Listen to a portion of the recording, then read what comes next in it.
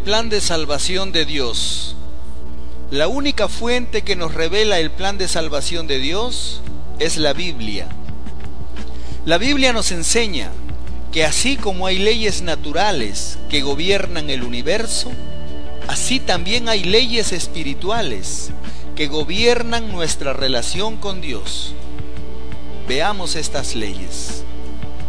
Primera ley: Dios le ama y tiene un plan maravilloso para su vida, la vida eterna. La Biblia nos dice en Juan capítulo 3, versículo 16: porque de tal manera amó Dios al mundo, que ha dado a su Hijo unigénito, para que todo aquel que en Él cree no se pierda, sino que tenga vida eterna. Esto significa que somos creación de Dios. Fuimos creados para glorificar a Dios. Dios nos dio la vida y lo hizo con amor y con un propósito: que tengamos vida eterna. Jesús es el autor de la vida eterna. Jesús vino para que tengas vida y vida en abundancia.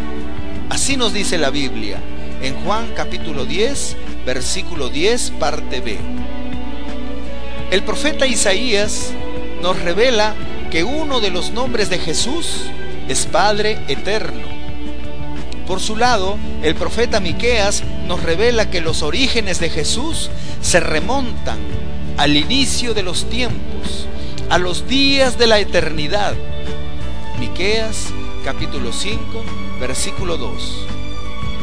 Lo que los profetas del Señor nos están revelando es que Jesús es eterno, vino de la eternidad y entró en el tiempo finito del hombre con un propósito: de darle al hombre la esperanza de entrar en la eternidad de Dios y disfrutar con Él su naturaleza eterna.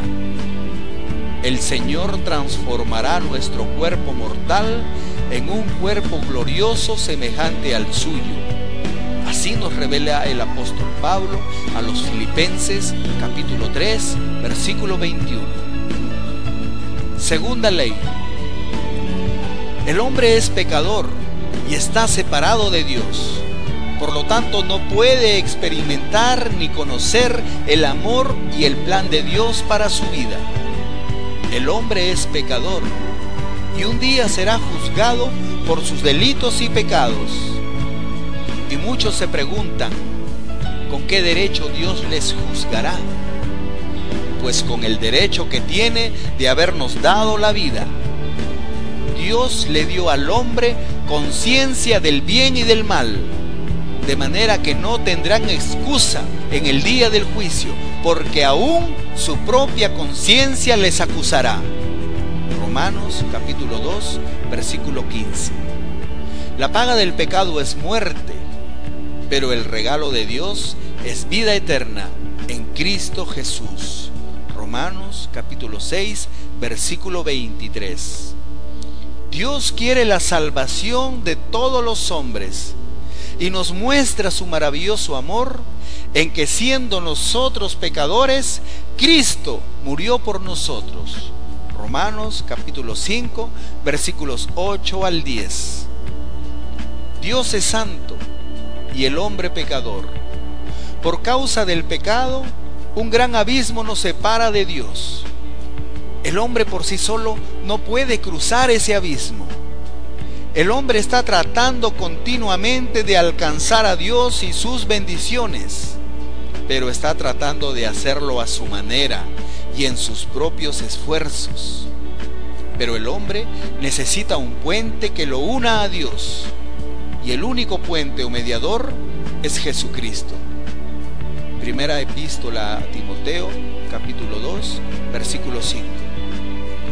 Tercera ley: Jesucristo es la única provisión de Dios para el pecador. Solo a través de Jesús puede conocer y experimentar el amor y el plan de Dios para su vida. Dios ha cruzado el abismo que nos separa de Él al enviar a su Hijo a morir en la cruz por los pecadores. Jesús tomó nuestro lugar en la cruz y su sangre derramó para darle al pecador que se arrepiente el perdón de sus pecados y la vida eterna. Dios no quiere la condenación del pecador y ha provisto para nuestra salvación un Cordero Pascual que nos libre de la condenación. Cristo murió en la cruz por nuestros pecados, pero la cruz quedó vacía, pues Él resucitó para darnos la vida eterna. Primera carta a los Corintios, capítulo 15, versículos 20 al 22. Por eso, el único camino que nos conduce a la vida eterna es Jesucristo. El único camino que nos conduce a la presencia de Dios es Jesucristo. Juan, capítulo 14, versículo 6. Jesús derramó su sangre por nosotros. Por tanto, es el único que puede interceder por el pecador. Solo el que derrama su sangre puede interceder por el pecador, por lo cual puede también salvar perpetuamente a los que por él se acercan a Dios, viviendo siempre para interceder por ellos. Así dice el autor del libro de los Hebreos, capítulo 7, versículo 25. Cuarta ley. Debemos individualmente recibir a Cristo. El que cree en Jesús lo recibe en su corazón como el Señor de su vida, lo cual significa que no es suficiente creer, sino que hay que arrepentirse y recibirlo en el corazón y confesar que Él es nuestro Señor y nuestro Salvador. Entonces, Dios nos concede el derecho de ser hijos de Dios. Juan capítulo 1, versículo 12. Y Romanos capítulo 10, versículo 9 y 10. La salvación no es por obras, sino por medio de la fe, como un regalo de Dios para el que cree en su Hijo. Efesios capítulo 2, versículo 8. Recibir a Cristo implica arrepentirse de los pecados y vivir conforme a su voluntad. Es mejor estar en paz con Dios que estar esclavizado a Satanás.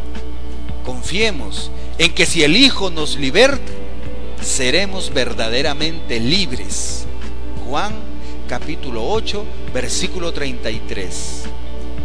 Cuando Jesús entra en nuestro corazón, en ese momento el Espíritu Santo nos es dado como garantía de la vida eterna y somos sellados por el Espíritu de Dios.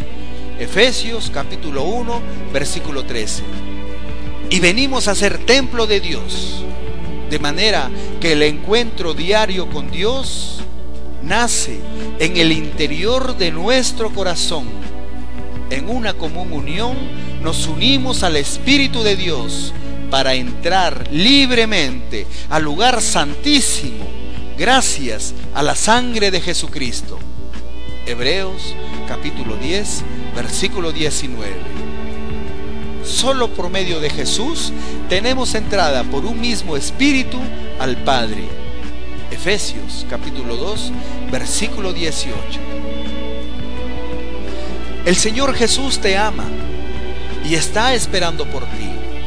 Abre tu corazón y permítele entrar, y que Él sea el Señor de tu vida, y tu vida será transformada por su divino poder y su gran amor. Él te invita en esta hora. He aquí, yo estoy a la puerta de tu corazón y llamo. Si alguno oye mi voz y abre la puerta, entraré a él y cenaré con él y él conmigo. Apocalipsis capítulo 3, versículo 20. Si has decidido aceptar la salvación que Dios te ofrece y crees en estas palabras que tienen sustento bíblico, entonces repite esta oración. Señor Jesús, Te doy gracias porque un día tomaste mi lugar en la cruz y tu vida la entregaste por mí. Toda tu sangre derramaste para darme el perdón de mis pecados y la vida eterna. Reconozco que soy pecador y me arrepiento de todos mis pecados, de toda iniquidad, y te pido perdón. Y te pido que esa sangre preciosa me limpie de todo pecado, de toda iniquidad y la iniquidad de mis padres, para que se rompa toda maldición del pasado. Ahora te recibo como mi Señor, el Señor de mi vida y mi Salvador. Entra en mi corazón, salva mi alma, inscribe mi nombre en el libro de la vida. Ahora mi vida te pertenece a ti, Señor Jesús, y mi vida la consagro a ti. Gracias, mi Señor Jesús. Amén.